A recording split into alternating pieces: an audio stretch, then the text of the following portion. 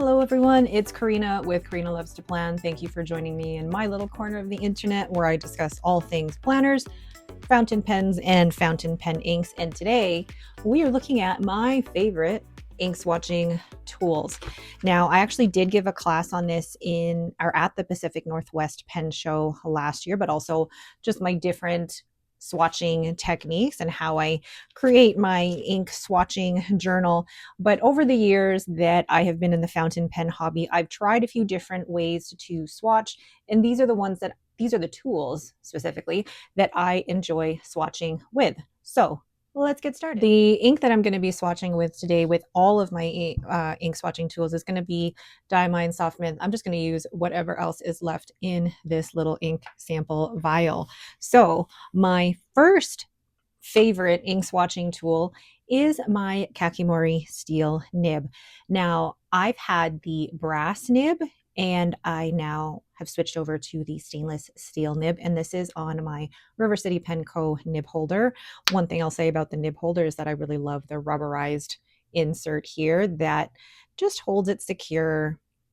But there is a different nib holder, and there's a metal insert on this one. I think both are the same if you take care of your tools. But anyway, I had tried the brass Kakimori nib and I had used it for a while, and then I decided to try the stainless steel nib because somebody had mentioned that this one has a crisper or finer tip to it, which would really be what is the word that I'm trying to say? Would be ideal for my tiny writing. So I tried this one, loved it in comparison to the brass nib. And I think it's just that there's something really crisp about the nib, but it's also really smooth to do those broader strokes with. So with this, I'm going to go ahead and just dip my nib in here.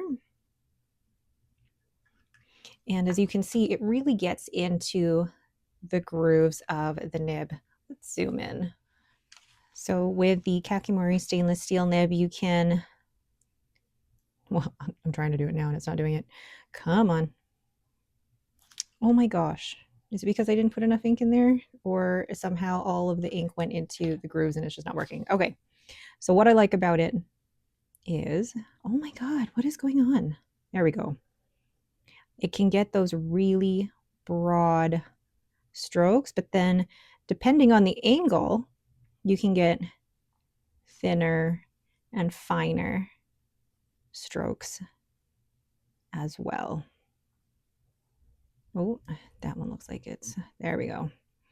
And then for me, it's just a really easy and quick way to be able to swatch ink. And I know a lot of people use their Kakimori nib as their main source of swatching. And I love just the ease of it, but also how easy it is to clean and how to easily change inks. So this is my Kakimori stainless steel nib. Love it. And then I'm going to just rinse it out in the water here. Look at how easily that cleans up, and then just wipe it dry with a cloth. And you're done. My next favorite swatching tool is my Browse Ornament nib. And I love this because, let's just focus in on here. I love this because it does come in different sizes. And I'll show you the previous nibs I was using before. So these were the Speedball B nibs. And I bought these off of Amazon, and there were, I think, 5 different sizes. So varying from the very, very small to the B0 is the largest one. And I really enjoyed using it. I got great swatches with it. I'll actually show, let's see here. These were some of the swatches that I did with the Speedball B nib, and it's lovely. It really spreads out the ink well. But one thing I did with this, unfortunately, is that I did not take care of it properly. And the proper care for something like this is to, one, always remove it from your nib holder when you are finished using it. But 2, you should only be immersing the nib basically up to this point.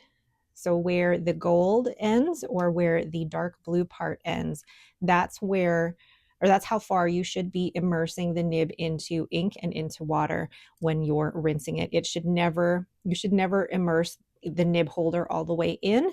It should only be up to this point. And then between each use, dry it off. And then when you're completely done using it, take it out of the nib holder and then you're done.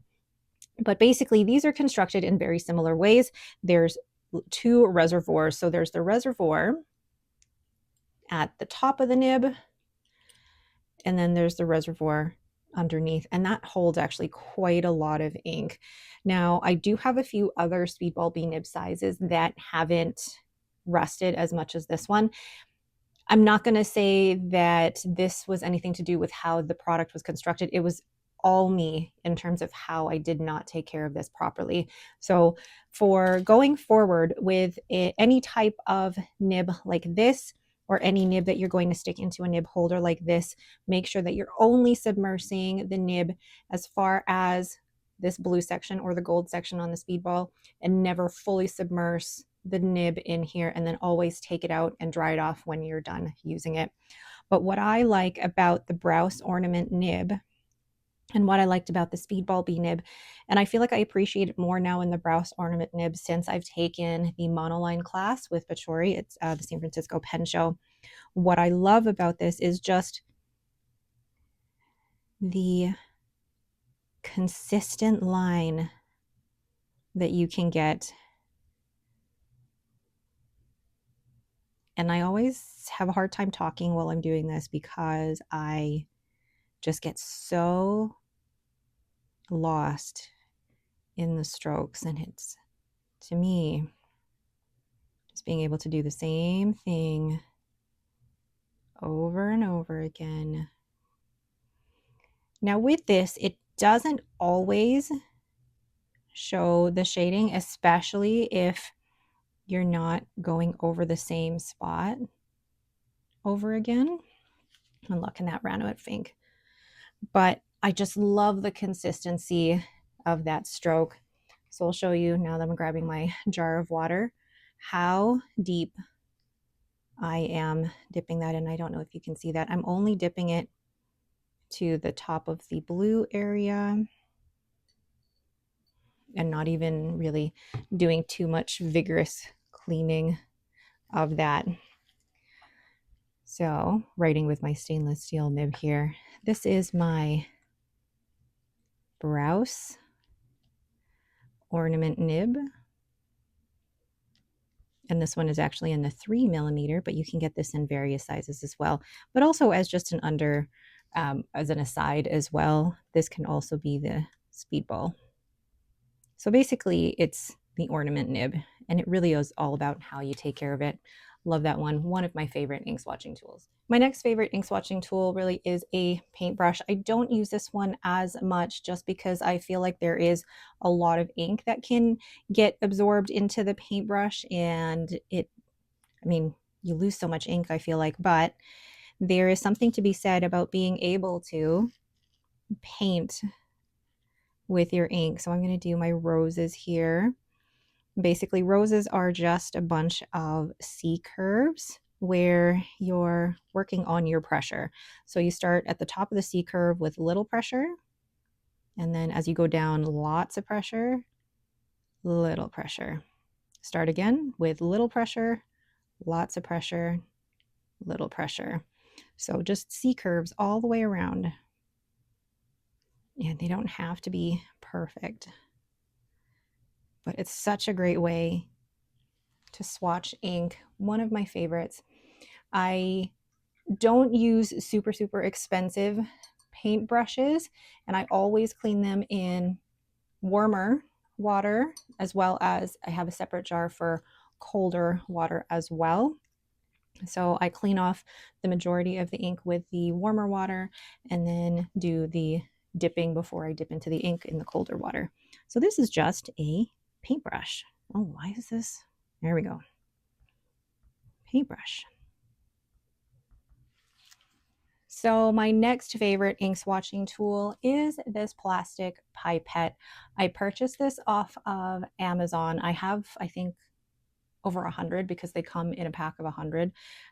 So you can throw these away after each use, or I just rinse them in between each use. So basically just take a tiny bit of ink and I put just a little bit on the paper.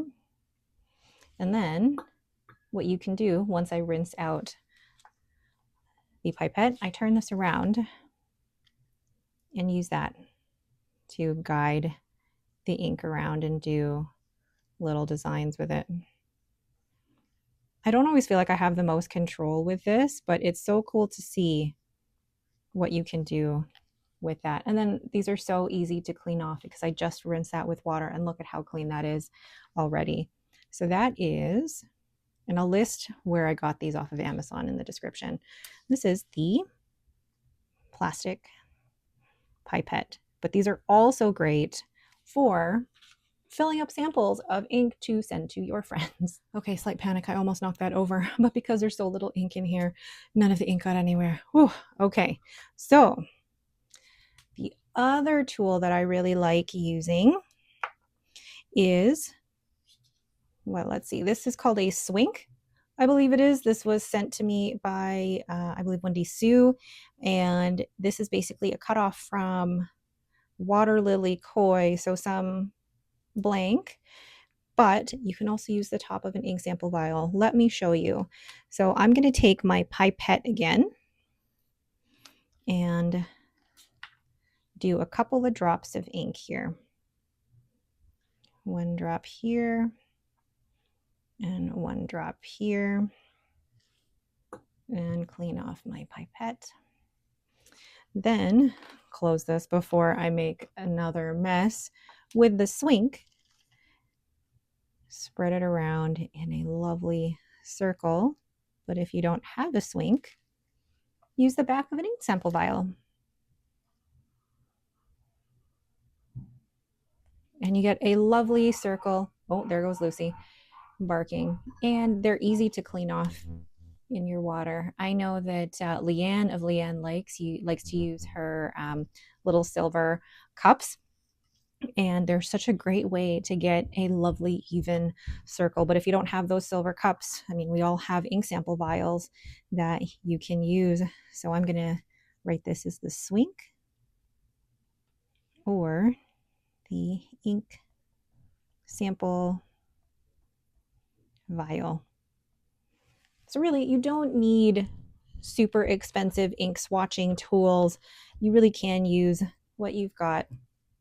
And last but not least, my favorite ink swatching tool. How many have I mentioned? 1, 2, 3, 4, 5.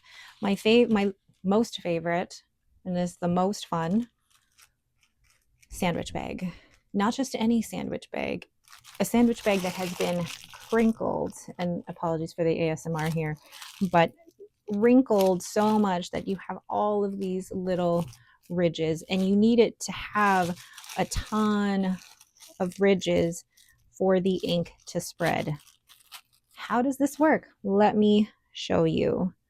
So this was actually something that I saw on Clarissa or the Snowy Studios Instagram account, and I give her all credit for this because hers are just stunning. So I normally put not a ton of ink because it will spread. And I find this is a great way to also do I used to do my ink splatter stickers in this way. So then take the bag, just place it on top, and then start smooshing. Get the ink into those little nooks and crannies of the bag. And then even when you're done with that, lift the bag and place it slightly differently so that all of those ink spots that are left over can go to other places, so that you can really get those fun patterns.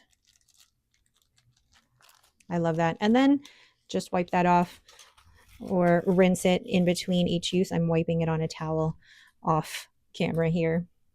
But I love the way that the ink settles and the shading. I mean, it does take its time to dry, and that's why I don't put a ton of ink on my paper when I do it. but it's just so fun. So this is the sandwich bag method. Fun, but also you never know what type of pattern you get. I feels really symmetrical, actually. Oh, fun. So those are my favorite ink swatching tools. One thing I forgot to mention is that this nib holder is actually a Browse nib holder. You can get these at Van Ness, I believe. I don't know if they're available at Atlas though, but you can put these Browse ornament nibs on any of these nib holders that have the rubberized attachment there. And I guess the difference is that the Browse nib holder is the metal nib holder, but both work extremely well. Just make sure that you don't leave your nib in there. I feel like I've said that 5 times in this video, but make sure that you take your nib out once you're done using it and make sure it is thoroughly cleaned and dried. But yeah, out of all of these, I mean, the ones that you see me probably use the most are my Kakimori stainless steel nib and the Browse ornament nib as of recently. But I love being able to paint with my inks, and I think it shows off shading in such a great way. And then if you add a little bit of water to your brush, it also shows some of those properties of the water as well. The plastic pipette is so fun if you'd want to try and get different patterns, and it's so easy to clean and also really inexpensive. And then the Swink, what a great way to use offcuts from a pen blank. And then the ink sample vial, we all have ink sample vials, so that one is an easy one to use. And then the sandwich bag, what a great method to get such a really, really cool design. All right, what are some tools that you love swatching with that I haven't mentioned here? Let me know down in the comments below. All right, that is it for me. Thank you all so much for watching. Don't forget to hit that like button and to subscribe. Thanks again, and have yourselves a great day. The stainless steel, no, these were the, what are they called again? The silver, no. Oh my gosh. Roller, no, hold on.